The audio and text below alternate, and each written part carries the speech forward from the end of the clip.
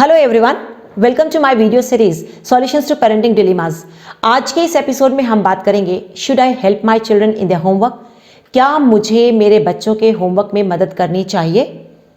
Well, before we explore the answer to your dilemma, I am sure आप सभी इस बात से ज़रूर एग्री करेंगे एज पेरेंट्स कि आज होमवर्क बहुत कॉम्प्लेक्स और बहुत डिमांडिंग हो गया है इन कंपैरिजन टू जब हम छोटे थे और हमारे लिए जब होमवर्क आता था। उसके मुकाबले आज बच्चों का होमवर्क काफ़ी कॉम्प्लेक्स एंड काफ़ी डिमांडिंग है। सेकेंड थिंग, आज बच्चों से और टीचर से एक्सपेक्टेशंस बहुत ज़्यादा हैं और एज पेरेंट हमें हमेशा इस बात की चिंता रहती है कि मैं बच्चे के होमवर्क में मदद करूं ना करूं। मेरा बच्चा अगर मैं होमवर्क में मदद नहीं कर रही हूं तो मेरा बच्चा पता नहीं पढ़ाई ठीक कर रहा है या नहीं। तो इन सारे आंसर्स को एक्सप्लोर करने के लिए हमें सबसे पहले ये जानना होगा पेरेंट्स की होमवर्क का पर्पस क्या है। तो the bigger purpose of homework is to help children become independent learners. यानी होमवर्क का जो सबसे बड़ा उद्देश्य है वो ये है कि हमारे बच्चे over the time independent learners बने। Second purpose of homework is to revisit the concepts done in the class.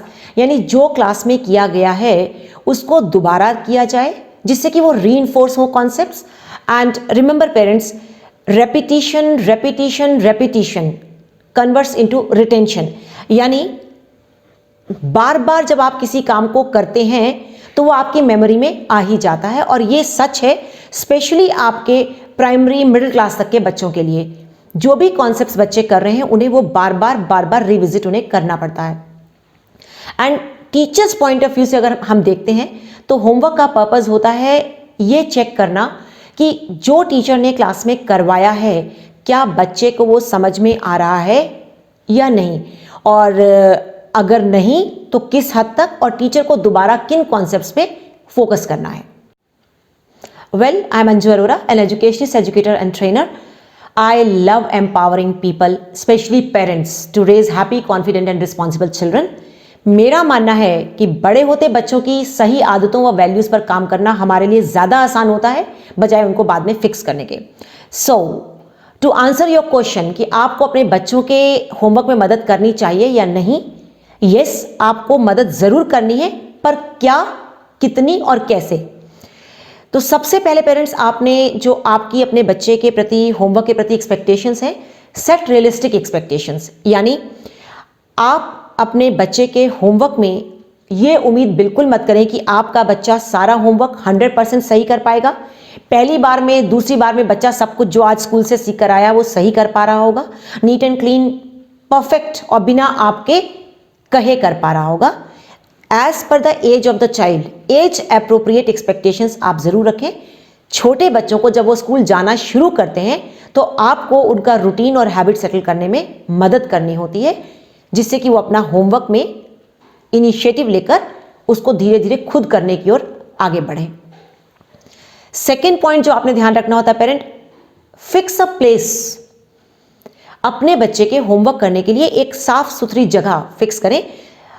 छोटे बच्चे आपके, स्पेशली जो बिगिनर्स हैं, स्कूल जा रहे हैं, प्राइमरी क्लासेस में हैं, उनके लिए अपने कमरे में अकेले बैठकर टेबल चेयर पे होमवर्क करना इतना ज़रूरी नहीं है, लेकिन वो जहाँ भी करते हैं होमवर्क वो जगह साफ सुथरी और उनकी पूरी स्टेशनरी के साथ एक फिक्स करें जिससे कि बच्चे को जब वो काम करने बैठे तो उसे अपना सारा सामान अवेलेबल हो। आपके पास अगर किचन में शेल्फ है, आपके पास डाइनिंग टेबल पे जगह है, आप बच्चे को अपने पास रखकर काम के लिए एक जगह फिक्स कर सकते हैं। नेक्स्ट पॉइंट पेरेंट जो आपने ध्यान रखना है वो ये, टाइम इट राइट। यानी कि आपके बच्चे के होमवर्क करने का जो वक्त है उसका सही होना बहुत ज़रूरी है। यूजुअली हमारे पास 3 ऐसे वक्त होते हैं जो हम होमवर्क के लिए बहुत कंड्यूसिव एंड कंफर्टेबल पाते हैं। 1, immediately after the child comes from the school, 2, before dinner, 3, after dinner. अब ये आपके घर के रूटीन, आपके घर के शेड्यूल, आपके बच्चे की एनर्जी लेवल, आपके अपने टाइम अवेलेबिलिटी के हिसाब से आप ये देखेंगे कि आप अपने बच्चे को होमवर्क के लिए किस टाइम पर प्रमोट करते हैं। एंड नेक्स्ट पॉइंट जो आपने ध्यान रखना है, लिमिट डिस्ट्रैक्शंस।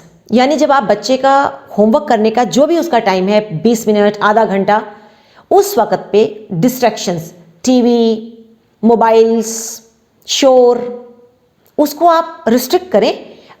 ऐसा नहीं कि बच्चा होमवर्क कर रहा है और आप बगल में खुद टीवी चलाकर देख रहे हैं, और ऐसा नहीं कि बड़ा बच्चा होमवर्क कर रहा है और छोटा बच्चा सिर के ऊपर बॉल लेकर टक टक टक टक टक टक कर रहा है। आपको बच्चे का फोकस बनने देने के लिए, जिससे कि वो काम को इफेक्टिवली और सही तरीके से कर पाए, अपनी पूरी फोकस इंटेंसिटी के साथ कर पाए, आपको माहौल को भी उसके लिए कंड्यूसिव बनाना होता है। नेक्स्ट पॉइंट जो आपको ध्यान रखना होता है पेरेंट्स, होमवर्क की आदत को सेटल करने के लिए, डोंट हॉवर, यानी कि दूसरे शब्दों में कहें तो don't be helicopter parents, be available for your children. बच्चे काम कर रहे हैं, आप बगल में बैठ के अपनी किताब पढ़ रहे हैं, आप बगल में बैठ के अपना काम कर रहे हैं बिना शोर डाले, लेकिन आप बच्चे के ऊपर नहीं बैठे हुए हैं।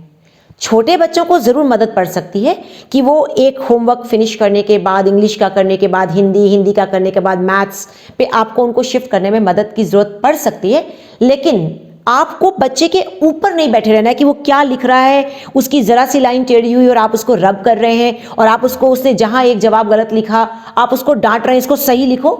No, be available. अगर बच्चा कुछ पूछता है तो आप वहाँ पर हैं, लेकिन आप उसके सिर के ऊपर नहीं बैठे हुए हैं। एंड नेक्स्ट थिंग जो पेरेंट आपने ध्यान रखनी है, ये आपके क्वेश्चन का जवाब देगी। Give answers but not straight. जब होमवर्क करते हुए आपका बच्चा किसी जगह पर स्टक करे, किसी जगह पर रुक जाए, कहीं अटके, और वो आपसे उसका जवाब पूछे, तो आपने जवाब नहीं बताना है, रादर आपने बच्चे से क्वेश्चन पूछने हैं। तो स्टोरी में कहां पर थे हम? ओके, इससे पहले क्या हुआ था? सपोज मैथ्स है, ओके, आपने इससे पहले वाला जो सम किया वो किस तरीके से किया था? देखो क्या वो इसमें लगता है? वाई?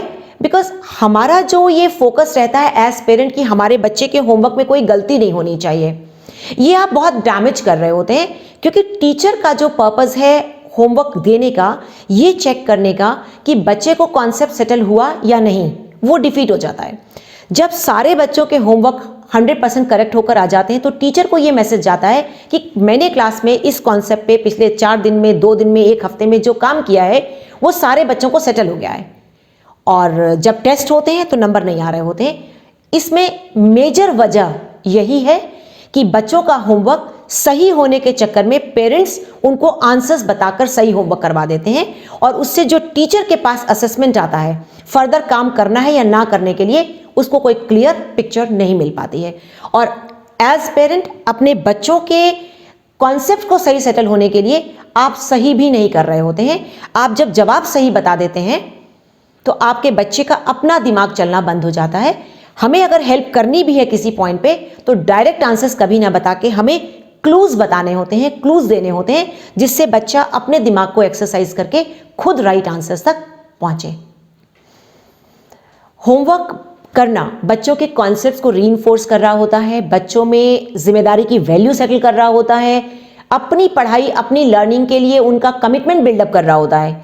सो एज पेरेंट आपको बच्चे के होमवर्क करने की आदत को इनिशिएटिव लेकर अपनी जिम्मेदारी को खुद उठाने तक ये वैल्यू सेटल करने में आपको ज़रूर मदद करनी होती है। और यूजुअली प्राइमरी क्लास तक आते आते, मिडिल क्लास तक आते आते बच्चों में ये आदत सेटल हो चुकी होती है। लेकिन homework all questions answers all time 100% perfect हो, इसमें आपने मदद नहीं करनी होती है। मेरे चैनल अंजू अरोरा को सब्सक्राइब करिए, मेरी वीडियोस शेयर करिए, लाइक करिए, कमेंट करिए। आपके जो भी और पेरेंटिंग डिलेमास हैं आप मुझसे शेयर करिए, जिससे मैं आपके लिए इफेक्टिव सॉल्यूशंस लेकर आ सकूं। Thank you, stay tuned till the next video.